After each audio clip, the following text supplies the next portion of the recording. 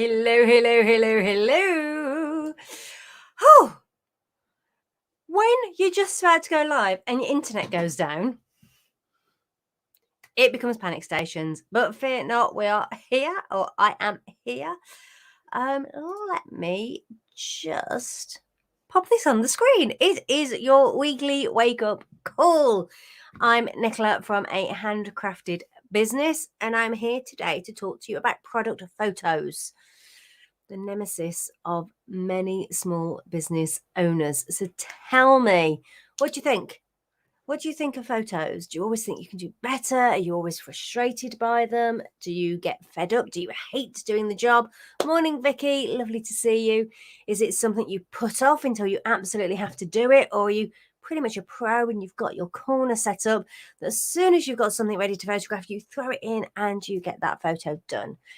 Morning, Kirsty. Morning, Joanne. Lovely to see you as well. What do you like with your photographs? Is it the job you love or is it the job you hate? Tell me. I really would love to know. Drop me a comment.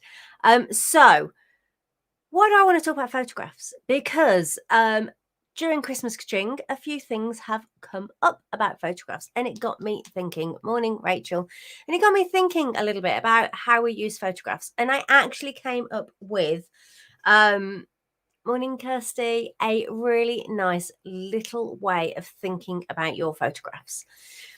So I want you to think about your photographs as something that you use to wed your customer. Okay.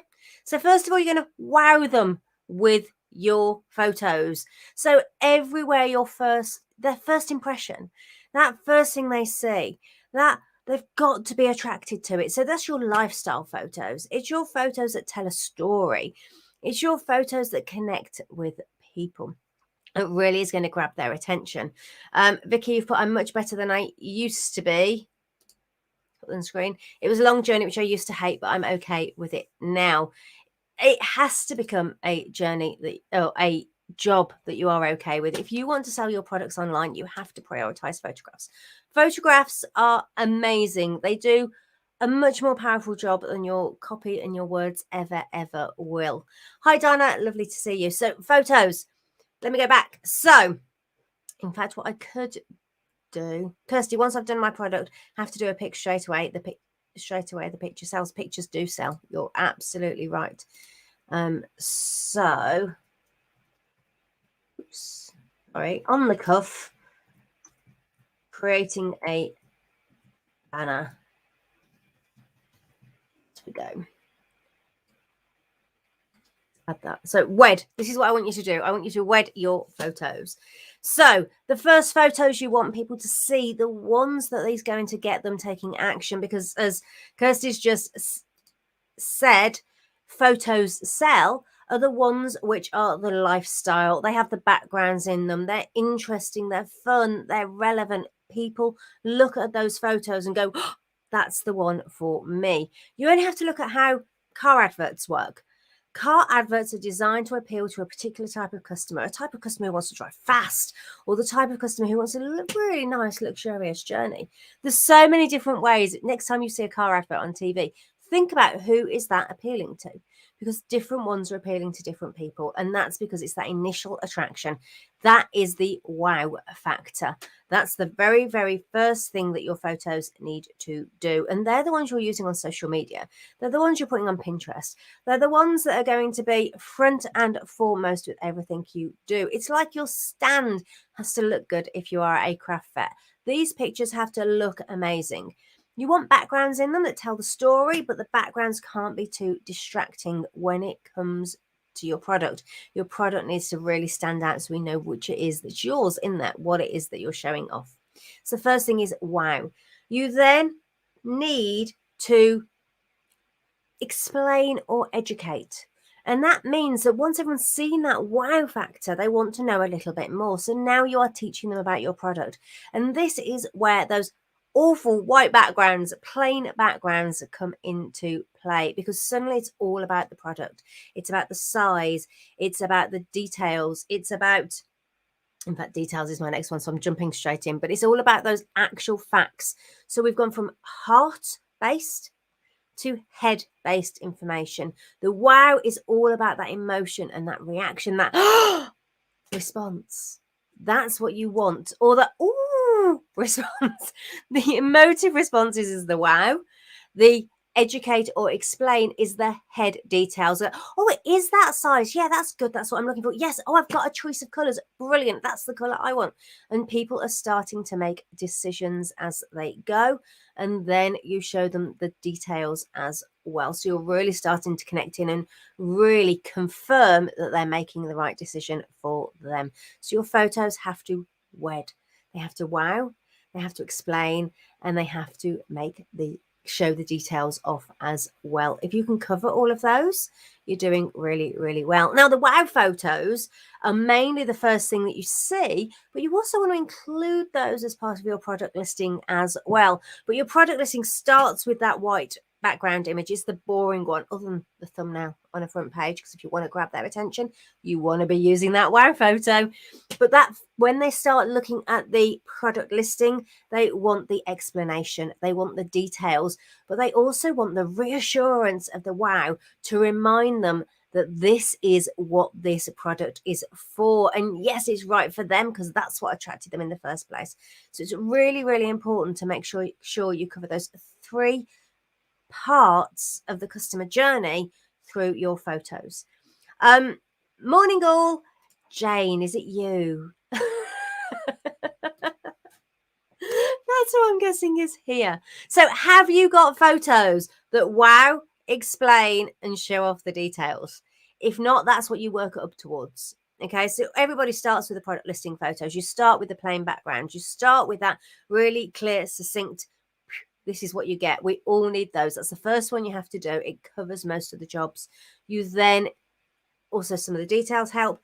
And you also need, oh, it's Anne. Hello, Anne. Sorry. I'm so used to the fact that it's Jane who normally we have this ongoing thing that StreamYard doesn't like showing her name. Rachel, I'm working on it now. Fantastic. Nat, I think it's the explaining photos I'm lacking. Never thought about that. The explaining photos really work is you have the plain background, which is really, it just shows off the product. There's nothing distracting in there. It's really clear. People know what they're getting. But it's the type of ones where you put the sizing on there as well. So that becomes really clear so people can see at a glance and understand. Or for you, Nat, and me for Anne, yes, for the not showing your name. I'll try and remember that. Also, so it's the sizing. Also, it's the type of ones where you might put the penny in with the piece of jewelry because it gives that sense of scale. So it's those kind of things as well. Sometimes if you've got something that's a scented product, because that's one's a really hard one to do, the explain photos still have other things in, because if you've got a lavender soap, a little seeing the lavender in there is going to help people think and experience that smell. So it kind of, there's a bit of a crossover depending on the types of products that you do, but you really do want them to wow, you want them to explain, and you want them to detail. There is a little bit of crossover in the explain and detail, but the explain for me is the plain background. They are just seeing the products, and then the detail, you're giving them the sizes, you're giving them any extra information, the stuff they want to know before they buy. But putting as much as you can in images rather than necessarily expecting people to read the copy, which they don't always do. Oh, Paul. Hello, Paul. Lovely to see you. Or maybe a price. You can put the price in as well. That's one to experiment with. Some people, for some audiences, it works. For some, it doesn't. If you are selling high end, it tends not to work. If you're starting to compete on price and going low end, or it's a special offer, then yes, price is in there. Though loyal customers are rarely the ones who are looking for the lowest price. So if you want loyal customers who are going to come back and buy from you again and again and again, focus on the service, focus on the product, focus on the packaging and the positioning rather than going for the lowest price. There's one more thing I wanted to show you. So this, I'm going to screen share. This is something I put up. Let me get rid of that banner across the bottom of the screen. There we go. This is something that is taken from a photography book that's inside the members club, and I've condensed it down and just put these 3 photos on there. It's like a long PDF. It's a very big ebook, but this is just these 3. So start to look at your photographs and be really critical with them about how you can improve them. This is a little handmade glass penguin that I absolutely love and lives on my mantelpiece all years round. I was looking for something to demonstrate photos with, and this is just taken with an iPhone. There's nothing clever, there's nothing fancy going on at all with this. It's not a big nice camera. It's simply a iPhone on a little tripod, so I can't even pull my tripod up to do it. It's completely natural lighting. There's a window facing the penguin, so the penguin's facing a window. That's it. That's all that's going on. So first shot, there's just too much background, so make sure you crop your audience unless it's a real lifestyle photo, and that number 1 does work kind of as a lifestyle photo if the lifestyle was relevant.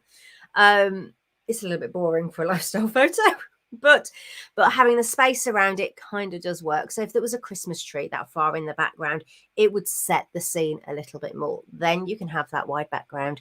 If you want to make it much more about just the product and you're starting to pull that in, cropping it as in number 2 works far more. The background is still there, it's still relevant. Again, if it was something like a Christmas tree in the background, you get far more of a feel going on there. But actually, if you want to start to make it all about the product and you really want to make it stand out, then what I did on my phone is I just switched to portrait mode. I actually had to pull further out because of the way it works, but so I've cropped it afterwards. But you can see it really does then start to make the product stand out. And that didn't move the penguin. All that was doing was messing with the phone settings. If you can do it with the phone, you can do an awful lot more with a DSLR. But really, you can start to play with your photographs. Start to look at how you can improve them. Start to look, do you actually want that background in focus? Tip when it comes to backgrounds, let me stop the screen share for a second. So if you put something directly as close to all as you possibly can, you're going to have no depth there at all. You really are going to struggle to make your product stand out. And I know if you're doing a flat lay or if you've got a piece of jewelry, that's a really difficult thing to do, to not do it. But actually, the further you can pull out, so you've got that gap, it just helps add that distinction. So if you're doing something, and this is why I put this together the other day, I saw a comment in a group where someone got their product outside, but literally there was this green bush in the background and they were right next door to each other. And just by doing that and adding that distance, putting a gap between them, it would have made a far, far better photo. So yeah, just do think about that. It's like something that Jane, you put hands up, who can tell she used to be a pro photographer. Yeah, it does come out sometimes. It's a while ago, but all this does come out sometimes. It's if someone's taking a photograph and they want, just move away from the background. Put a gap between you and the background. It makes a vast difference. I haven't got a huge amount of room here. If I get rid of my chair for a second, you can see there's not a lot of room here. But if I'm here, the background's there. Whereas it's here, it's just more intrusive and there's more. So bring the product closer to the camera. Put the gap on the background. Sorry. Random thing. Kirsty, I never used to add anything, but used to have loads of messages asking questions, but now I can just add as much detail and have less messages, but still have comments. Exactly. The more you can use your photos to put the details on. Nat, I've been blurring the backgrounds on my images and it really makes the furniture pop. I won't say I started doing because my background was creased. Doesn't matter why you started doing it, just own it and say it's deliberate. Blurring backgrounds is a absolute fantastic thing that we can do in photography. It's just, it really upscales your image. That portrait mode, that throw in the background out, it's actually a wide aperture. I'm not going to go into this. It nearly went into the details. You don't need to know, but the wider the aperture, the more blurred your background's going to be.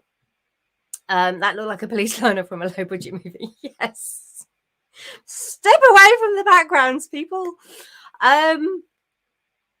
What about all the places that need a white background? That is your explain photo. So if I pop up, I know this doesn't explain it, but you have a mix of photos you have to do. So your wow photos, which is the W, your wow photos have the backgrounds. They have the interesting backgrounds. They tell the story. They connect with your ideal person. So if your ideal person has a very traditional, let's think Christmas. I'm all about Christmas with Christmas ka-ching happening right now. So if you're selling to people for Christmas and your audience are very traditional with their Christmas, they like a very traditional looking Christmas tree and Christmas decorations, then you're going to go with that in your background. It adds the right feel. You've got that story going on. If your audience is much more up to date and a bit funky, I don't even know if that's a good word to use anymore, but a bit out there, they like doing things differently, then maybe you'll leave an upside down Christmas tree hanging off the ceiling in the background, or something that's a non-traditional color. Maybe it's black decorations rather than, I don't know, red and green, who knows. But you're setting the scene so it connects with your perfect customer. That's the job of the wow photos. The explain photos, they're the ones where you need that plain background, where you need that white background, because it's all about the product. So let's see if we can come up with something. If you're selling pens or a pencil case, whatever it might be, you want those photos that show this is the product on a desk. Those are your wow photos. Those are the things that are going to get people involved. Pens being taken out, all sorts. But when it comes to your white background, it becomes all about the product and nothing else at all. And you're going to go that way. You're going to go that way. Your details are doing a close-up of this bit, a close-up of that bit. With this particular one, it comes down. So you might actually have some pens in it, but again, it's on the white background. The white background photos, as boring as they are really, really important in your listings. Albeit, if you are on a platform that demands white, then you have to, like Amazon, and you have to have white backgrounds. If it's on your website or somewhere else, that white background can be a color. It can be something else that suits your brand. Early start for the pens this week. Hardest working members of the group. They are. It's expanded to being the pencil case as well. So yeah, the places that need white backgrounds, do what you can with them. It's why if you use an infinity curve, so you've got that curve in the background, again, you'll pull it away wherever you can. So you've got that distance. It might mean, bear with me, I haven't got anything planned. So if you're doing, imagine this is white card and you've curved it. So you've got the infinity curve going on. You're going to be best. I need something to prop this up because I haven't got enough hands. Oh dear. Right, it's going to be a pen. Right, rather than just taking a piece of white card, putting your pen flat on it like that and photographing down, you can get some really nice photos like that. Don't get me wrong, you really, really can. But if you want to elevate your photos, you want a curved infinity background. I really do need an extra pair of hands and a less flimsy piece of paper. And you want to balance your pen in a way that's something. It could be, I mean, professional photographers would have that tied on fishing wire coming down so it's floating, or so it's standing on its end and it's tied going up, and this little bit would be the fishing wire would be digitally removed afterwards. But suddenly it's removed from the background, it's further away, so you're just seeing your product. You don't have to go that far, you don't need to use fishing wire, but I'm just trying to explain that there's more to just doing a flat lay when it comes to having a plain white background, whatever your product is. Sometimes it's just balancing it on something that can't be seen. So yeah, get excited with your photos, play with your photos. But the purpose of me showing, I've got to go back to the screen share. This one, let's lose the banner again, is to show you that actually this is how it starts.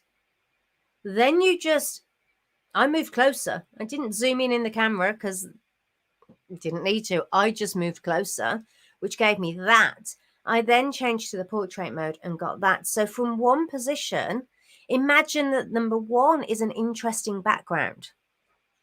That becomes 3 different photos from one product in one position, just from tweaking your photos a little bit, or your positioning a little bit, and then your camera setting a little bit as well. And you can use all 3 of those, particularly number one if it really is a lifestyle shot. It's not in this. There was nothing in there to make it interesting, which is why it does need cropping. But if yours is an interesting background and it's relevant, then it works, albeit the penguin could come further and closer on the table. But play with photos. They're brilliant. Telekinesis would do it. Yes, telekinesis. Balance, stay. But there's so much you can do with your photos.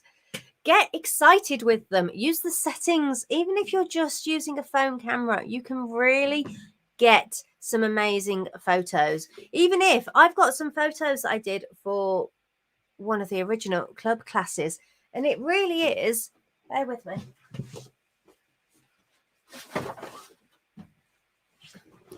See, I do have a card at hand. It's just a big piece of card propped against the side of a settee. I mean, you can see how my light changes. Look at the difference the light makes. Sorry, going off. The curve, it was just, I balanced that, the top part against the edge of the settee. This was on the floor. It was a side window. So I propped a mirror up the other side. So if you imagine, I'm a window. The opposite side, prop a mirror up to bounce some light back in to soften the shadows. And you popping, again, still need more hands. Your products don't go near the back. They come as close to the front as you possibly can. You obviously will need different widths of card depending on what your product is. But that infinity curve is going to give you a far, far nicer white background shot than having the white piece of card flat. And I literally, that's all this. I mean, this is actually, it's the seating plan from my wedding, which is from 2003. So this piece of card's been floating around for a long period of time. And it's just doing that. And then you brighten it up in, I don't know, PicMonkey or Canva. But yeah, you sometimes have to be a little bit imaginative with how you prop it up. Maybe it's a tiny little bit of blue tack on the bottom that you just make sure you can't see and is out of shot. Be clever with it. Have fun with it. Enjoy it. But there's also a time where actually, particularly on social media, that just having a quick snap of a product, a tease of a product, showing it off quickly to go, oh, look what we've just done. Look what I've just made. This is going to go up in my shop soon. And it's that sneaky shot. Those are perfect to use in your stories and on your social.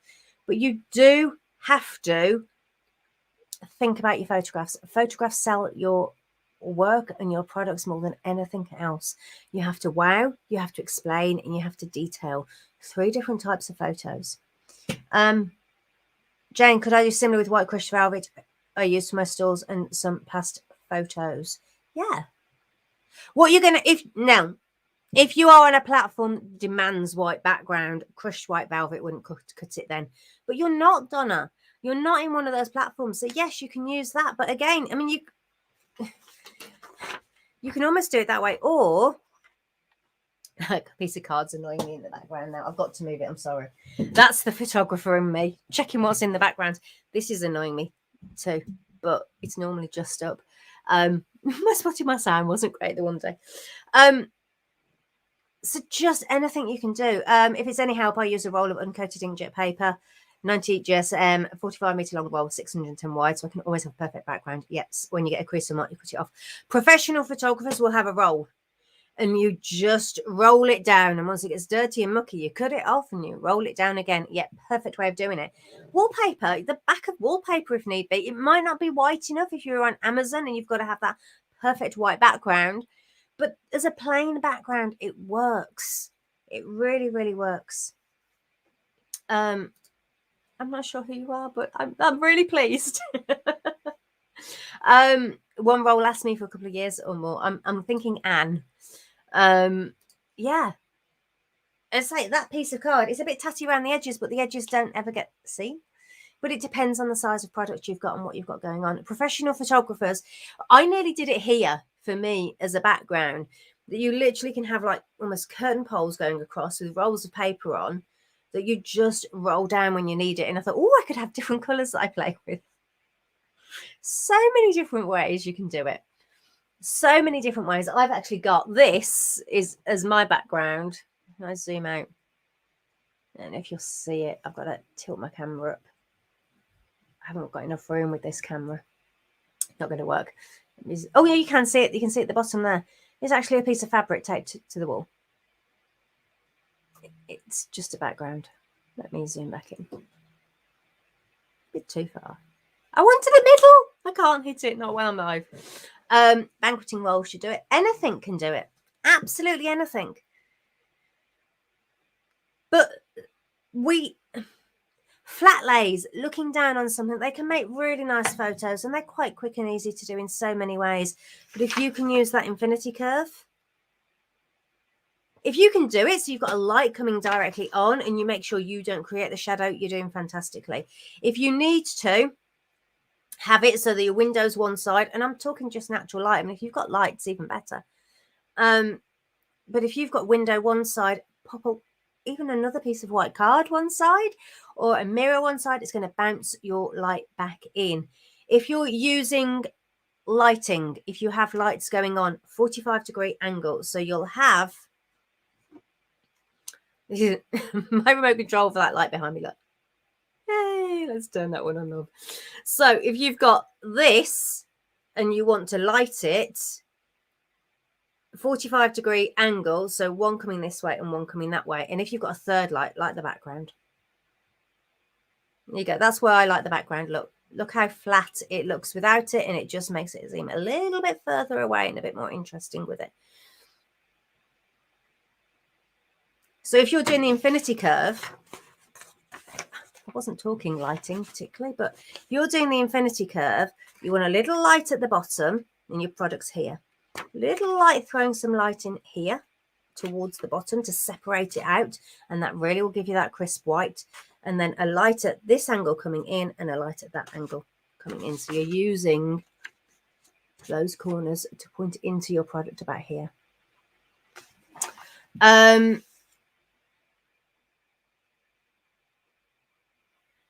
And I like your background of the colours already. Yes, I wanted something that brought my colour in, and you can't particularly see it that well on camera, but it does pull in the colours that are my brand. So I really liked it, which is why I went for it and thought I'll just tape it to the wall. That's what I do for my backgrounds, because I'm needing such big ones. 3 backgrounds on 2 curtain poles and 1 to a bookcase. Your backgrounds at work really, really well, Nat. I love your background.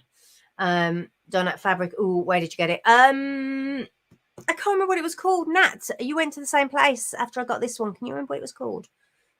I can find out, I'm sure. I just can't remember what it was called off the top of my head. Jane, the problem with it, glass etchware is putting it on a white background means you don't see anything. Yes, but then you experiment and you play. It doesn't have to be white because you're not on Amazon Handmade. Amazon Handmade insists on a white background, which makes it quite difficult. But you can experiment and get different colors on there, and the lighting still works. The 45-degree angle and the one in the background, if you want to be professional and do 3-point lighting, works, or the window light from one side and bouncing it in from the other. Because if you were doing, right, I have lights. I have lights roughly at kind of a 45-degree angle on me. Kate's backdrop. Thank you, Nat. Kate's backdrop is where it was from. In an ideal world, let me turn one up higher than the other, and let me turn that one down. So if you imagine that that's light coming in from a window from one source, can I turn that one off completely? There's a lot of shadow on one side. So what actually you do if you just put a mirror in is it just adds a little bit in. I tend to keep, obviously that's on way too high, so I'm going to bring that one down a little bit. And if you want to bring it down, you want less light, move the light further away. Yeah, it's simple. You don't need one that's got dials on it that you can turn it up and down. You can move it, moving it further away puts less light on the subject, moving it closer whatever, but a mirror at one side or a white piece of card to bounce the light back, and you just soften it. You still want some shadows. Shadows make it interesting. Sorry, I am trying to remember where I was at on my lighting to kind of do it. So you want stronger light one side, and because you want that shadow. That's how we get the details. That's how people see it. But play with your photos.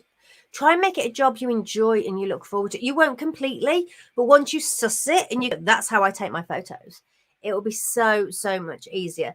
When I put my background up and went, that does me. I got this little light that does that in the background. I mean, because I don't have enough room where I work for me not to have the edge of my curtain in. It's as simple as that. I mean, if I do, you can't. There's my foil that softens it. It's my curtain. So I've got blackout curtains to drop out the light. So I'm controlling it as much as I possibly can rather than relying on the sun and the clouds and the changes, and put that in. And it's so much easier. I can just jump on and I know that I'm pretty much happy with what's going on. If you can get to that point where you go, right, I know what I'm doing. I know how I take my photographs. I know how I like them. One, you're on brand, which is great.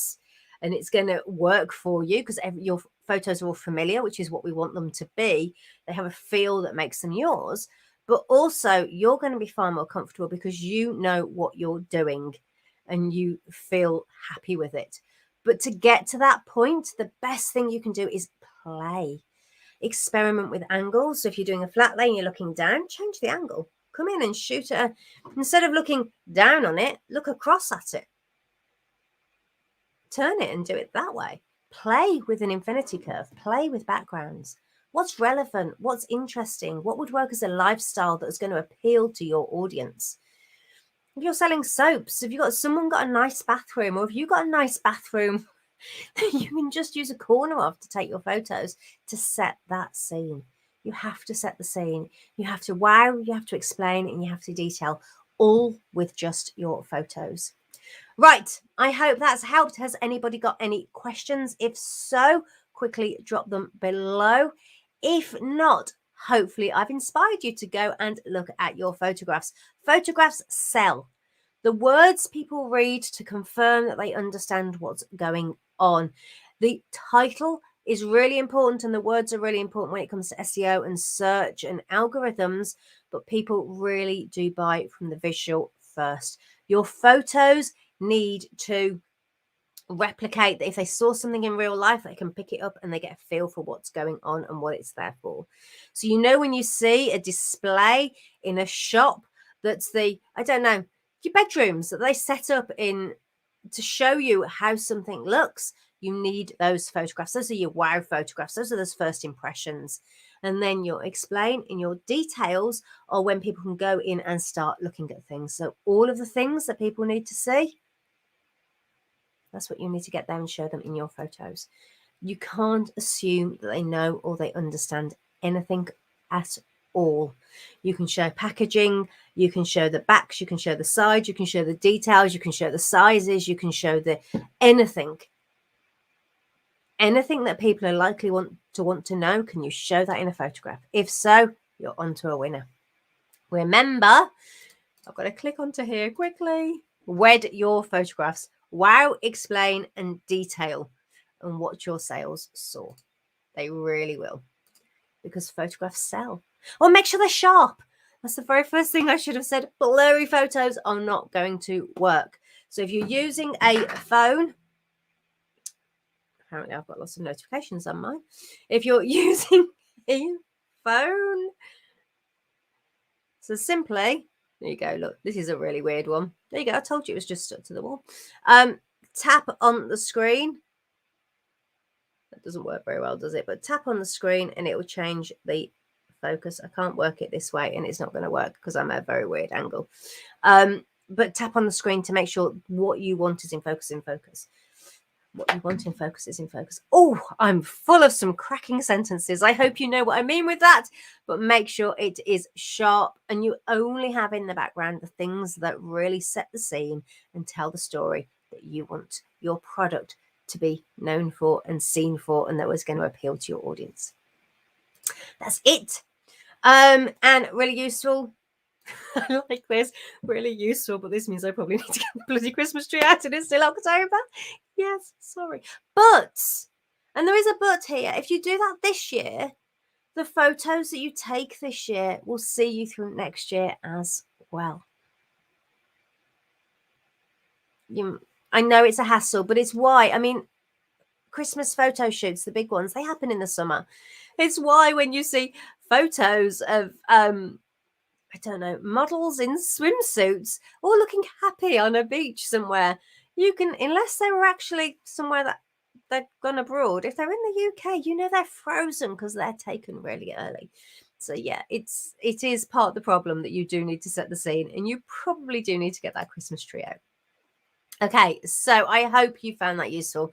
I hope you're inspired. I mean, and I can see that you, with an infinity curve, I'm thinking of your belts, you could actually use the straps of your pockets. Say belts, it was the straps to kind of hook it, so you're showing it and you're, I think you could make a really nice photo. So infinity curve, I don't know what you're hooking them to, but you're hanging, so it's literally hanging that. Oh, you could get some nice photos. You might not need to go that far. I'm not thinking about your projects particularly. I'm thinking that's a way you could take photos. Anyway, that is it. I am going. Have a fantastic week. This is your weekly wake up call. It's a brand new week, a brand new start. This is your time to go out and sell and market your amazing handmade products. Go on, get out there and show the world what they're missing or what they could have. And get out there and use your photos to do it. I shall speak to you all very, very soon. Oh, I should mention, I've mentioned a few things that have come from the club today. If you want to join the Handcrafted Business Club, it is open. You are more than welcome to come and join us. You get all of this and so much more. Yeah, let me know. If you want to, I'll pop a link. I shall speak to you all very, very soon. Bye-bye. Oh, good. I like that from Anne. Speak to you soon. Bye.